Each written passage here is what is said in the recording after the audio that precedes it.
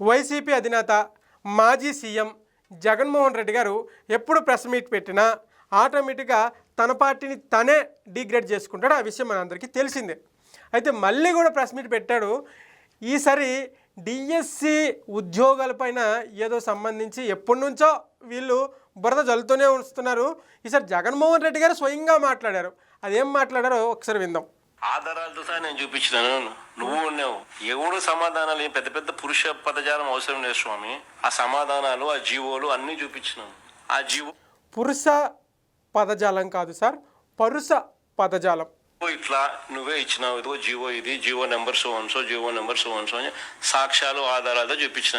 నీ చేతనైతే ఇవి కాదు జీవోలు, ఇవి జీవోలు, ఇది వాస్తవాలు, ఇవి కాదు ఇవి అవాస్తవాలు, ఇవి వాస్తవాలు అని చెప్పి చూపించు. ఊరికే అవన్నీ ఏమి చేయకోకుండా ఊరికే పబ్లిసిటీ కోసము ఊరికే మాట్లాడడం ఎందుకు? దానివల్ల నువ్వు సాధించేది ఏంది? ఇప్పుడు ప్రజలు నువ్వు మాట్లాడేది చూస్తున్నారు, నేను మాట్లాడేది చూస్తున్నారు. ప్రజలు పిచ్చు. జగనన్న ఏంటంటే, జగనన్న అనేది డిఎస్సి పైన అక్రమాలు జరిగిపోయినాయి, అన్యాయాలు జరిగిపోయినాయి, డిఎస్సి పేరు చెప్పి చాలా అన్యాయం చేసేశారు, నేను చాలా ప్రూఫులతో చూపించాను, మీరు సమాధానం చెప్పట్లేదు అనేది అన్న బాధ. అయితే జనరల్గా ఏపీ ప్రజలు ఏమడుగుతున్నారంటే అన్నని, అన్న సరే కూటమి ప్రభుత్వం అన్యాయాలు చేసింది, అక్రమాలు చేసింది, దౌర్జన్యాలు చేసింది, ఏదేదో చేసింది అనుకుందాం. మరి మన హయాంలో చేసింది ఏందన్నా? మన హయాంలో ఒక డిఎస్సి పోస్ట్ అనేది తీసావా? ఒక గవర్నమెంట్ ఉద్యోగమైన వచ్చిందా? 16,000 డిఎస్సి పోస్టులు ఈరోజు 16,000 మందికి పైగా మా టీచర్లకి రెడీగా ఉన్నారు. ఏం మాట్లాడుతున్నాం అన్నా మనము అని ప్రజలు అడుగుతున్నారు. దానికి సమాధానం చెప్పాలా? ఓకే, ఇంకేం మాట్లాడారు చూద్దాం.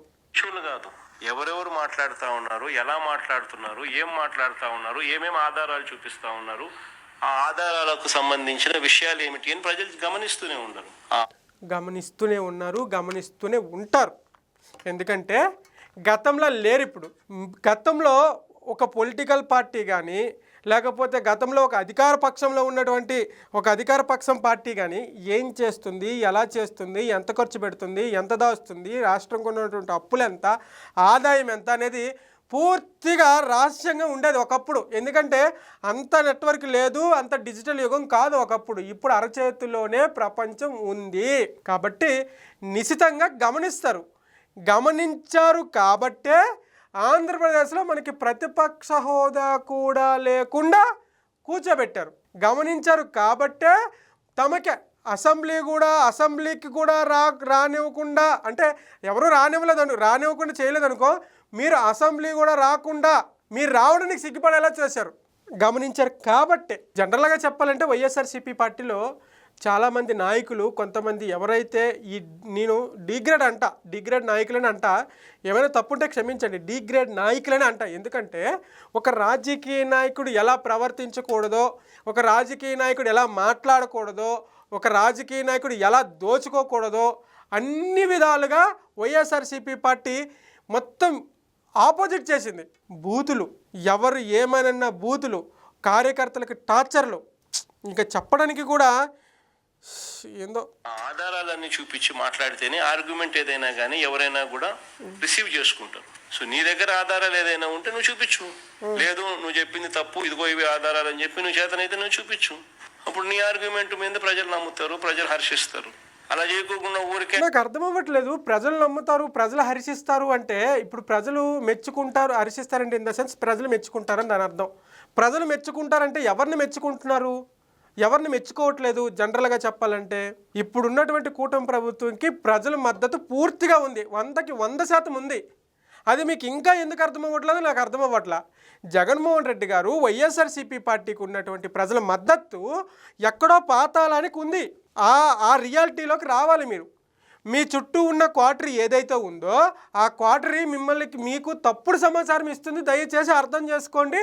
మీరు ప్రజల్లోకి రండి. ఫస్ట్ ప్రజల్లోకి వచ్చి వైఎస్ఆర్సీపీ పార్టీకి ప్రజల్లో ఉన్నటువంటి మద్దతు ఏంటనేది మీరు స్వయంగా తెలుసుకోండి. మీ చుట్టుపక్కల ఉన్న క్వార్టరీ అదొక పనికిమాలిన క్వార్టరీ తయారైంది. ఉన్న వాస్తవాలను మీకు చెప్పట్లేదు. వైఎస్ఆర్సీపీ పార్టీకి మేము జనాల్లో ఉండి తిరుగుతున్నాము కాబట్టి మేము చెప్తున్నాం, వైఎస్ఆర్సీపీ పార్టీకి ప్రజల మద్దతు చాలా చాలా చాలా చాలా తక్కువ ఉంది. అది మీరు అర్థం చేసుకోవాలి. ఇప్పుడున్నటువంటి కూటమి ప్రభుత్వానికి ప్రజల మద్దతు చాలా ఎక్కువ ఉంది. ఎందుకు ఎక్కువ ఉంది, ఎందుకు తక్కువ ఉంది కూడా చెప్తా. ఎందుకు ఎక్కువ ఉందంటే కూటమి ప్రభుత్వం చేసే ప్రతి పని, కూటమి ప్రభుత్వం తీసుకొచ్చే ప్రతి కంపెనీ, కూటమి ప్రభుత్వం తీసుకొచ్చే ప్రతి పెట్టుబడి, కూటమి ప్రభుత్వం తీసుకొచ్చే ప్రతి రోడ్డు, కూటమి ప్రభుత్వం వేసే ప్రతి బల్బు, కూటమి ప్రభుత్వం మాట్లాడే ప్రతి వ్యక్తి సోషల్ మీడియాలో వీడియోలు వస్తున్నాయి. డిజిటల్ మీడియాలో క్లియర్గా ప్రజలకు చూపిస్తున్నారు. ఇదయ్యా మేము చేసింది, ఇదయ్యా మేము ప్రజలకు ఇస్తుంది, ఇదయ్యా ఇన్ని పెట్టుబడులు తీసుకొచ్చాం, ఇదయ్యా ఇన్ని కంపెనీలు తీసుకొచ్చామని చెప్పేసి కూటమి ప్రభుత్వం బహిరంగంగా చెప్తుంది.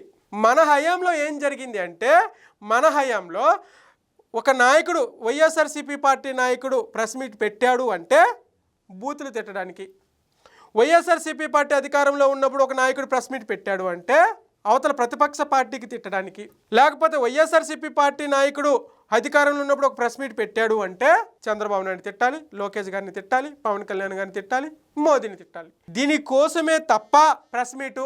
మీరు నిజాయితీగా వైఎస్ఆర్సీపీ కార్యకర్తలకు నేను అడుగుతున్నా, నిజాయితీగా చెప్పండి, ఏ రోజైనా వైఎస్ఆర్సీపీ పార్టీ అధికారంలో ఉన్నప్పుడు ఏ రోజైనా ఒక్క ప్రెస్ మీట్లోనా మేము ఇన్ని కంపెనీలు తీసుకొచ్చాం, ఇదిగో ప్రూఫ్స్, ఇవిగో వీడియోలు, మేము ఇన్ని పెట్టుబడులు తీసుకొచ్చాం, ఇవిగో ప్రూఫ్స్, ఇవిగో వీడియోలు, మేము ఇన్ని రోడ్లు వేసాం, ఇవిగో ప్రూఫ్స్, ఇవిగో వీడియోలు అని ఏ రోజైనా ఒక్క ప్రెస్ మీట్లో కూడా మన నాయకులు చెప్పారా? మీరు నిజాయితీగా చెప్పండి. నేను ఏదో కూటమి ప్రభుత్వం సపోర్ట్ చేస్తా, వైఎస్ఆర్సీపీ పార్టీకి డిగ్రేడ్ చేసేది కాదు ఇది. నిజాయితీగా చెప్పండి. ఇప్పుడు ఏం జరుగుతుందంటే, చేసే ప్రతి పని డిజిటల్ మీడియాలో, సోషల్ మీడియాలో వాళ్ళు బహిరంగంగా ప్రజలకు చెప్తున్నారు, చెప్పుకోగలుగుతున్నారు.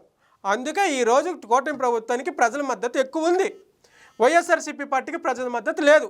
ఇదే కారణం నా ఉద్దేశం ప్రకారం. నీ బుద్ధి మాటలు మాట్లాడడం మొదలుపెట్టి ఇష్టం వచ్చినట్టు మా అవతల మేము ఇప్పుడు నా ప్రెస్ మీట్ ఇప్పుడు అయిపోయింది, ఒక్కటి కూడా అబద్ధం చెప్పలా, అన్ని ఆధారాలతో సహానే చూపించినాను. కానీ రేపొద్దున అవతల తెలుగుదేశం వాళ్ళు ప్రెస్ మీట్ పెడితే ఏం చేస్తారు? ఇంకా ఇష్టం వచ్చినట్టుగా తిట్లు, జగనట్ట ఆయనట్ట ఈయనట్ట, వాటికి సంతోషం, వాడు వీడు అనకపోతే అటు సంతోషపడాలి. వాడు వీడు అనే దాని గురించి మాట్లాడుతాం.